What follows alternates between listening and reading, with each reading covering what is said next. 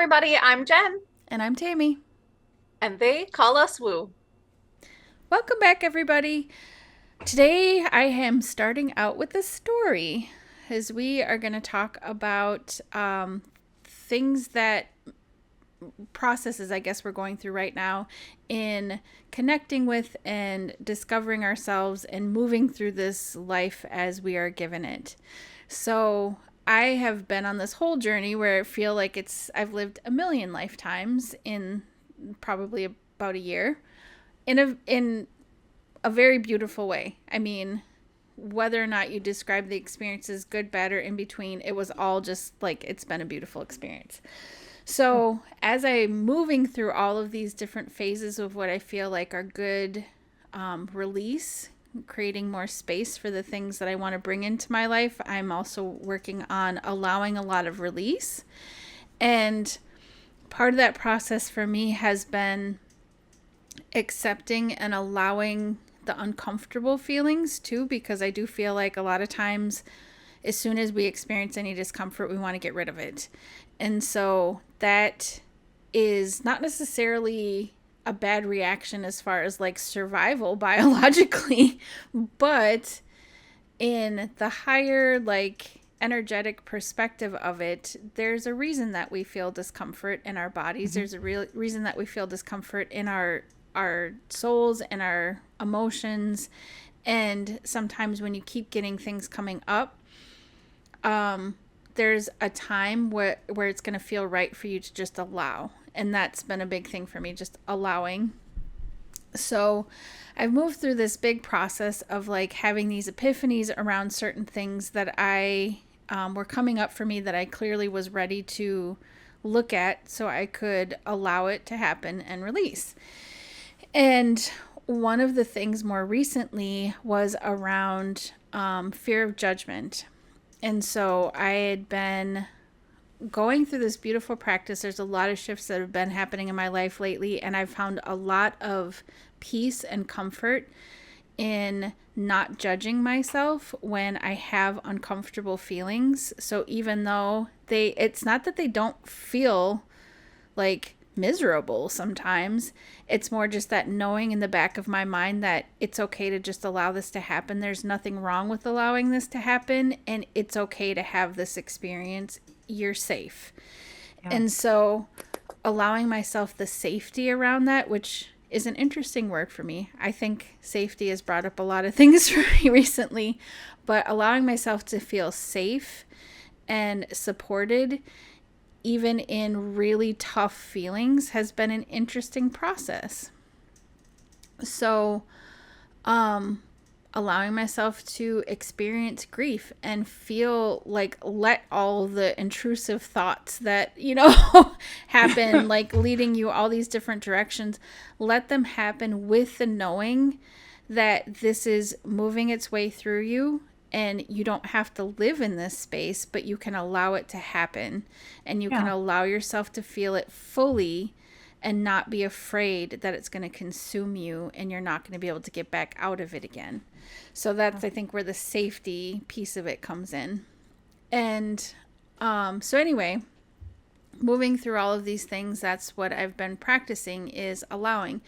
Well, I had this kind of interesting thing the other day. So initially, when this fear of judgment thing came up, my thought process and my process at the time was this idea of fear of judgment from other people around the things that I talk about or just, who I am in life. And then I had kind of a big epiphany the other day where I was like, oh, a lot of this now is me judging myself because Yeah. I had this interesting thing come to me where it was about not just, it was about loving the pieces of myself that make what I felt like was a mistake. So it was more than just accepting, it was more than just forgiving, because I feel like I've done a lot of work around that, accepting and forgiving these pieces. This was past that. It was past accepting, like, oh yeah, I've made this mistake. Past, I've forgiven myself for this thing that I think I did wrong, to we're not even going to call it the same thing anymore because you're offering love. That is a very valuable piece of yourself. It's easy to love the pieces of yourself that you feel like have all your shit together. It's harder to offer love, which is a much different thing than just forgiveness in my mind. It's harder to actually offer love, to love those pieces, and to acknowledge that just because it appeared to be a mistake, and oftentimes for me it's generally if like other people are involved or I think I've done something that could potentially harm other people, and bringing in that beautiful knowing that like you honestly, if you're living in a place of love, or just living, if I'm being sincere, you can't harm people on that higher level. People are bringing into their existence what they have asked for. So really we're in this like beautiful little soup swimming around together.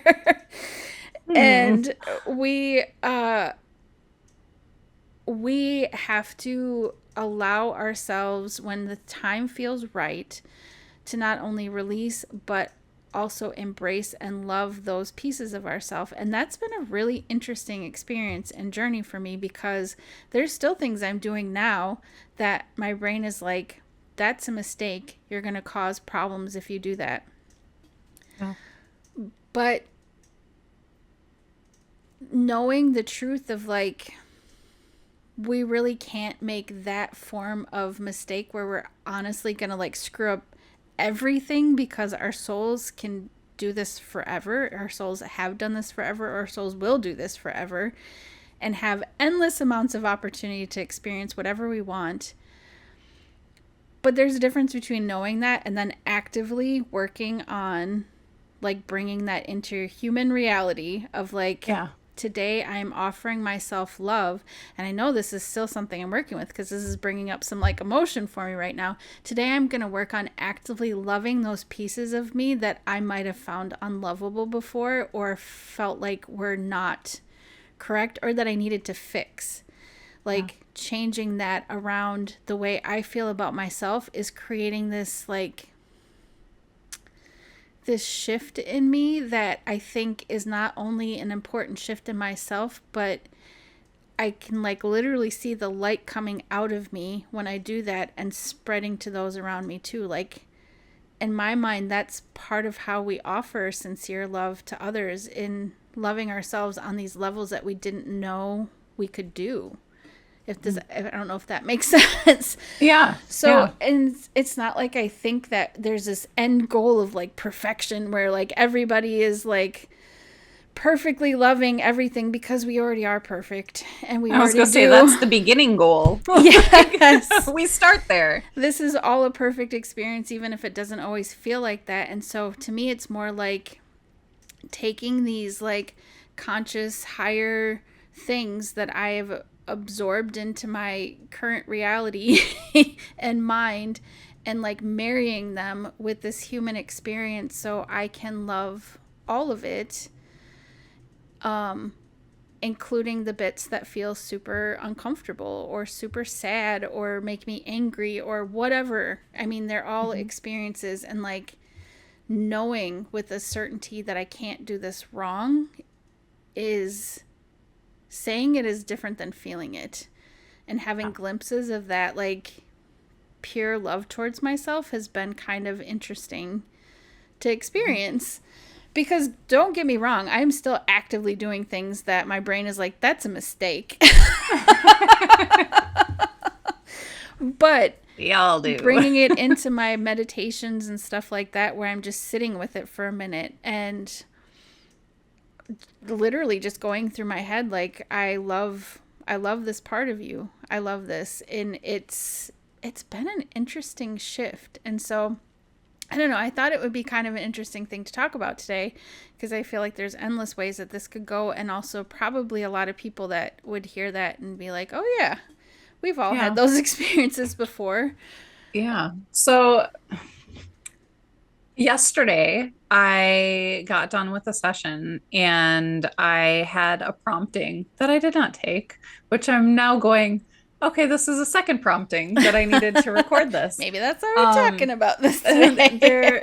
I was really feeling called to post a video online about loving yourself fully and that you're worthy in every form and every aspect of yourself.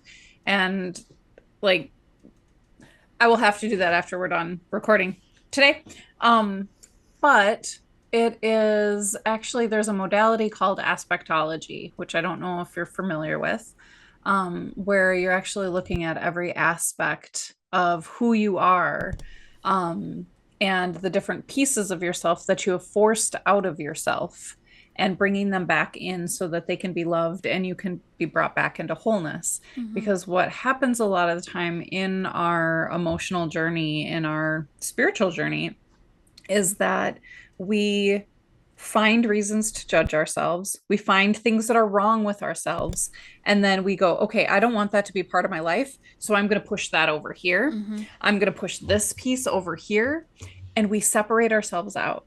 And it's the same as like the initial separation, us from the divine. Like we believe that we're separate. We do the same thing within ourselves. Like we're divinely whole, but we take pieces of ourselves that we don't think are worthy of being part of the whole, push them outside of ourselves, and then call ourselves whole and perfect because we're only keeping the pieces of ourselves that we love and feel comfortable with. When really the whole experience of finding our wholeness and finding who we are is allowing ourselves to witness those pieces of ourselves that we think, like you said, are mistakes.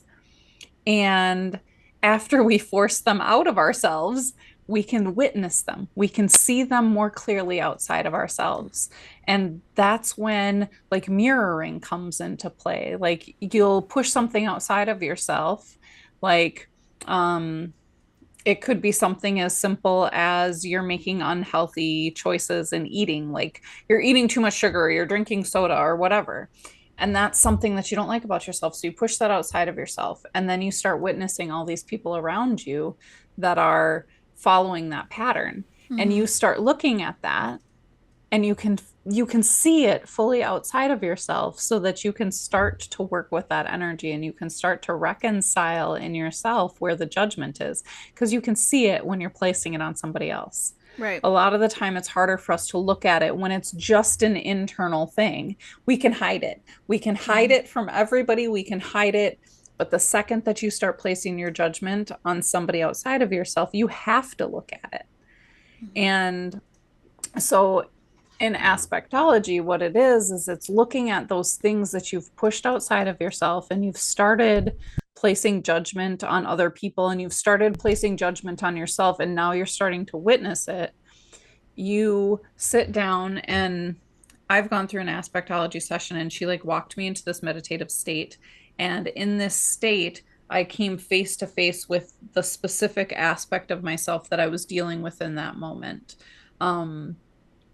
And another aspect of you walks up to you and you're face to face with this aspect, and you witness and you say, this is the part of me that I'm seeing. This is why I feel like it's bad. You start recognizing all of these different things, and then you say, and I love you. And I've learned this from you. And this is how you've helped me grow. And I'm going to hug you back into myself. And then you just grab the other aspect of yourself and you like pull that energy back in a loving way. And like, it's a beautiful process when you're doing it, when you're able to witness. Yeah. And so when you were talking about that, I'm like, oh, it's like aspectology, where you're looking at these different aspects of yourself that you no longer think are part of you, but they are. Well, and another beautiful part of that story too is many of our experiences are also parts of things that we've agreed upon well before coming into this particular iteration. And when you spend a lot of time running from pain, you don't get that piece of the break of sitting there in the pain for a minute. And I also recognize that this sounds simple in people who have dealt with a lot of emotional and physical pain in their life. This is not to say that this is simple or easy or this is like a fix. This is more just like recognizing how to love and embrace those parts. And also then you sometimes get the really interesting thing where other things start to unravel about that pain once you've embraced that part of yourself that now might sometimes allow you to release things, to move through it rather than run from it. Yep. And that's a really interesting thing that happens because, I mean, even scientifically, we have so much research on what stress and emotion and all these things can do to your physical body, and the other way around, you know, physical pain also causing a lot of stress, you know, emotionally, and you add that energetic component to it too, and you can see like how much this is all intertwined. And if you are in excruciating pain, the idea of sitting with it and allowing it to happen sounds like the worst possible idea, probably, right? Yes. Yeah. But I do think there's different times that we are called to that experience, and we keep getting called back to that experience over and over and over again, because there might be a time when you are able to, when you have what you feel like is the fortitude to sit with it for a minute, and you can get different things from it at that point. And yeah, so it's not undermining the fact that people certainly go through some really serious things and might not feel like they can sit with it.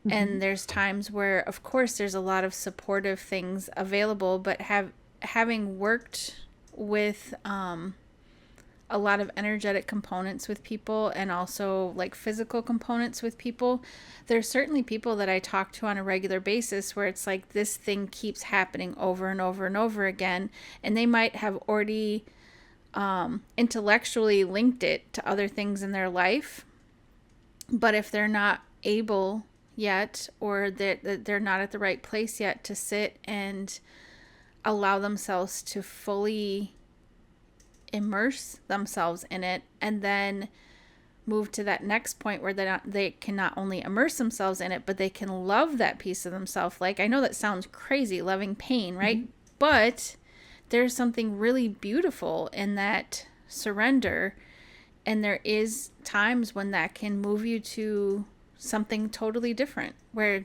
you can move mm-hmm. through that experience of pain, and you can embrace and love yourself in a way that you didn't think you were able to do before. Yeah. Because pain is exhausting, and running from pain is even more exhausting. But if you've been doing it a long time, that's just your norm. Yeah.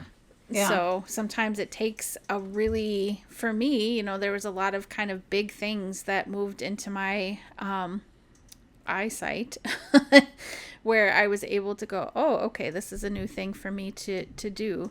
So I hope that it's something that people can understand. The message behind it is not one of forcing yourself. It's of allowing, and it's okay if you're in a lot of pain to allow what feels comfortable in the moment. There's like no wrong way to do this. Yeah. But even if you dip your toe in and you discover that, okay, I sat with this for 5 minutes and I was okay, and I offered myself some love and nothing horrible happened, maybe it allows you to expand a little bit more and a little bit more to start to fully embrace like all parts of your experience, even if they really suck sometimes. Yeah. Yeah. So I'm feeling called to share, because I know that sometimes we do talk about topics that seem overly simplified, and mm-hmm. like they wouldn't work in a traumatic situation. And you kind of called that out. And so I'm going to share. So in my lifetime, I've had a lot of issues with sexual assault and like things of sexual nature that have happened in my lifetime. And I've done quite a bit of therapy. I've done different alternative therapies as well as psychotherapy, um, working with therapists, trying to walk through those things. And so when I'm speaking and I'm talking about my experience, um, I just want people to recognize that I see that there are deeper traumas that seem like it wouldn't work to walk through these things in some of these techniques. But for me, um, I've done most things in conjunction with, while I was doing therapy, I was also doing energy work. While I was doing therapy, I was also working with myself, looking at these different aspects. And as I've learned and as I've grown, I've been able to start loving those pieces of myself, the things that I thought were my fault, that I probably couldn't have changed a darn thing that I did. But I've been blaming myself for so long that I've created this thing where this was my fault and I hated myself for it. And I think one of the things that we get stuck in the mentality of self-judgment and creating this mindset of being a victim to circumstances is that it takes away our ability to reach out and love ourselves or change our mind about that separation that's been created. So, like for me in particular, there are certain situations that will happen that will trigger some of the old things to come back. And I'll go to that place of, oh, this is your fault because you did this, because this happened, because whatever.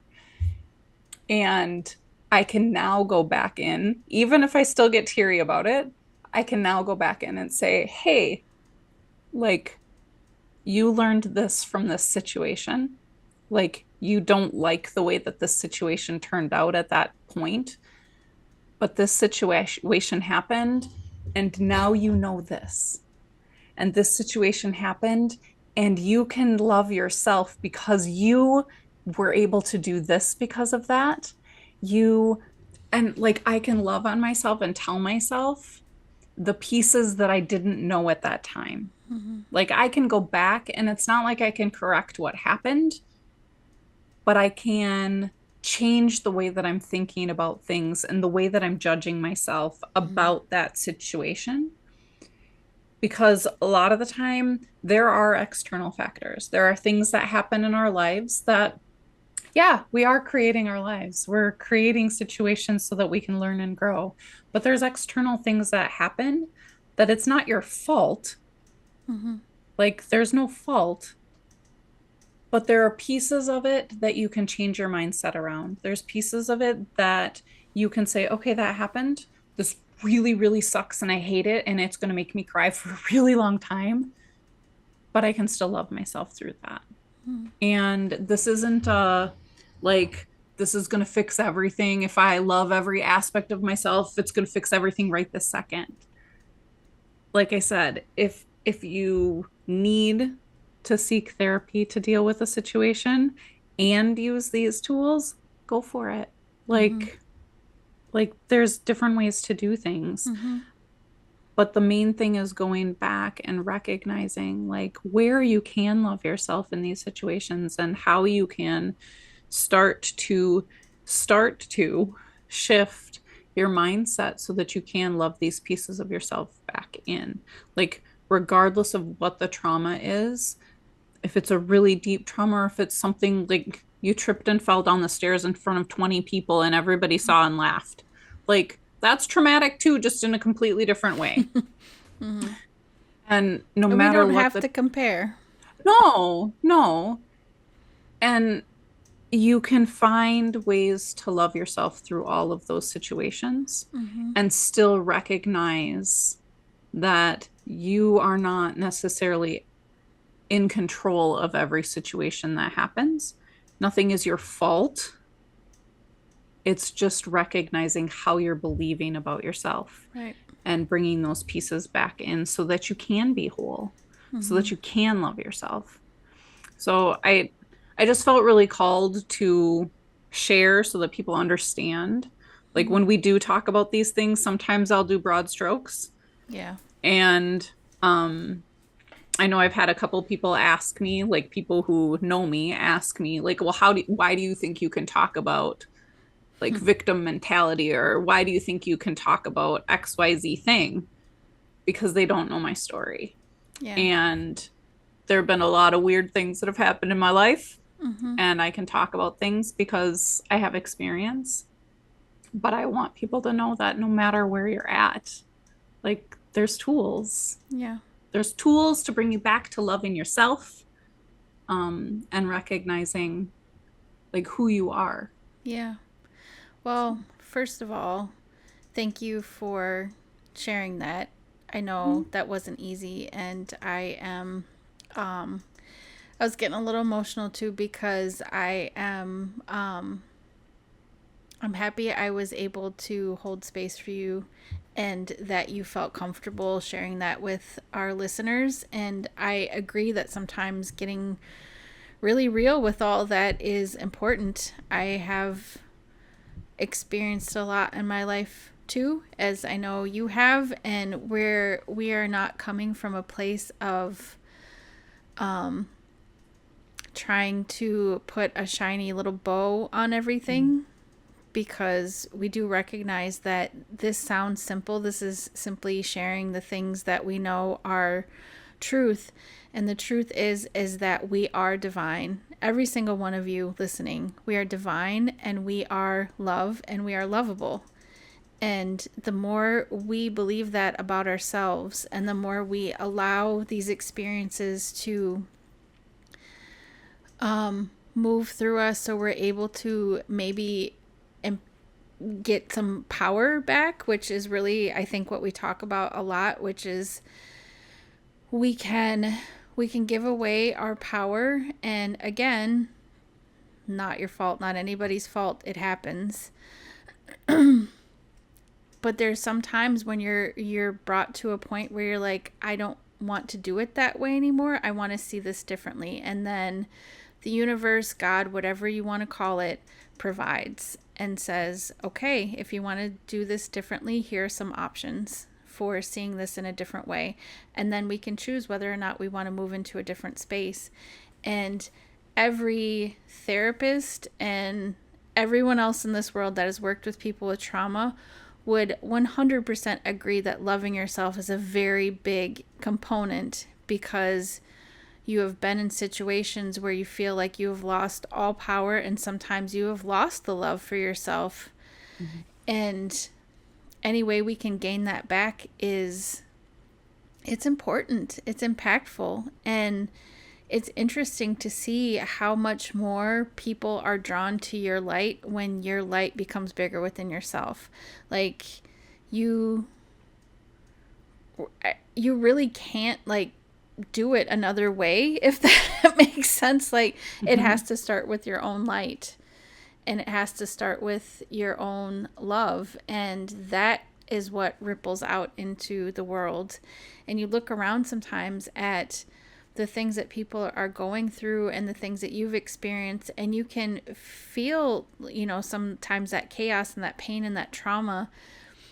And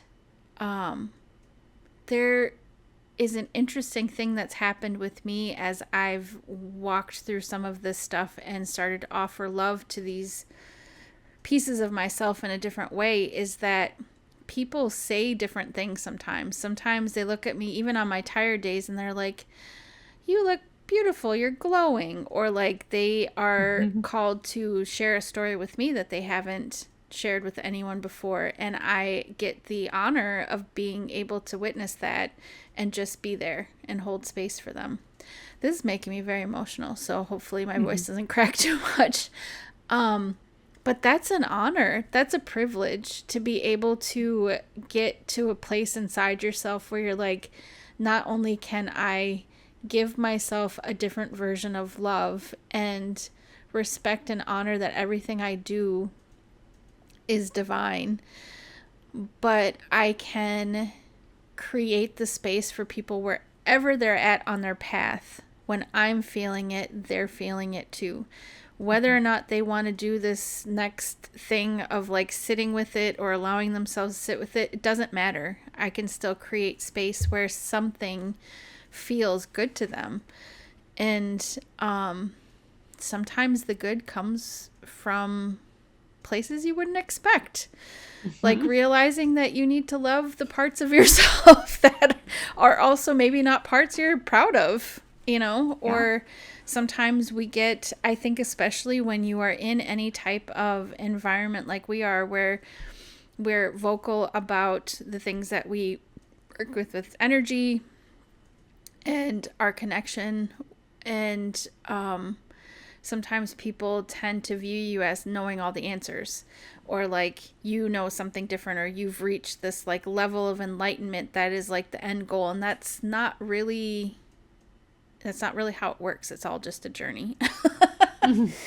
But sometimes what that creates in me is also this need to identify the times when I feel like I have to put out there, like I have, you know, like this put together, like every know all the things person. And really that's not only something that I am working through because it doesn't really serve me. It doesn't serve the people around me either, because then that's taking away their power and knowing that like I can do these things and that's amazing and I love that and that's powerful, but we all have a role and we all can connect in really beautiful ways. We all, like, there's connection I have that every single person can have. You know, like, and there's purposes that our souls have set out for that, like, you live in that space and you're like, this is amazing, and then we can all work together to share all of these lovely little insights with each other. It's just it's just it's been an interesting journey. And lately I feel that the universe is asking me to peel back layers to my rawest form in order to rebuild something that I truly want. But as we've talked about before too, sometimes when you're still holding on to things, when you're not fully releasing certain things, you are asking to continue in that space of the way things have been until you're able to see that, love it, let it go, or love it and let it stay, whatever. And just love it anyway. And then all of a sudden you create this extra space within you to see all of these things that you couldn't see before, all these opportunities and all of this area for growth where you can move closer and closer to this thing that you've been saying that you want. So I don't know. I feel like this has been a very interesting adventure, and I would not take back a second of it. I really wouldn't, because the beauty of all of it is not lost on me, and I'm enjoying it more than I have ever have before. So yes, and yes. So at the beginning, when you were talking about the soup of emotions and the soup of everything. And my brain immediately went to, what kind of soup am I? Am I a carrot soup? Am I a potato soup? Am I a stone soup? What kind of soup am I? So, Tammy, what kind of soup are you? Weirdly enough, I had an answer for that when you started talking. Of course you did. I feel like I am a minestrone soup, because it's generally just like a really interesting concoction of different vegetables, and it's like you can make it however you want, but usually it has a lot of variety of vegetables and stuff, and that is what I feel like my life has been and what I want my life to be, because I love variety. And even the little bits of zucchini that get mushy, I can still eat in minestrone soup that I wouldn't be able to eat normally, because mushy zucchini is gross. And it mixes with all of the other delicious flavors and creates this beautiful concoction. And I love the variety. That's my answer. I think I'm broccoli cheese soup. A little bit cheesy. Add in a little bit of health stuff. Greens and cheese. Yes, that's me. I love that. Cheesy and green. It's so good. Well, now I want to know what everyone's soup is. I know, right? Because, of course, you always pick that one thing where you're like, I wonder what everybody else would answer on that. I know. My brain goes to weird places. There was also a point where you were talking about like becoming the light, and I'm like, I'm a freaking lighthouse. Like, that's awesome. I tone it down a little bit sometimes, but then I have to let it out at the end because I don't want us to stop recording without all the weird things that were in my head. No. And I love it when people do interact and they give us feedback on this kind of stuff. But honestly, more than anything, I just really hope that if someone could even walk away with a moment of clarity on loving themselves in a different way, I think that is a great message to share. And again, I am I'm happy in the sense that you felt safe to share what you shared today. So thank you for sharing that. Well, I love broccoli cheese soup, so I love myself. That's amazing. Well, everybody tell us what soup you want to be, or what soup you see the universe being, or whatever type of soup. And we really look forward to talking with you next week. In a few weeks here, we will be taking a little mid-season break, so we'll make that announcement when we get a little closer. Summertime, lots of fun, busy stuff that people are doing. Summertime. So we'll be taking... Is that a song? It is. Yeah, you didn't make it up. Okay, good. I was like, where did that come from? But that said, I hope everybody has a little extra love in their day today, and they felt that they were held in space with us for just a moment. Yes, everybody have an amazing week. We will see you next week in all your soupy selves. Yes. Bye. If you want more woo, please feel free to check the links in the description. Of course, we love hearing from you, so keep letting us know all of your lovely ideas. Have a beautiful day, our wonderful woo mates.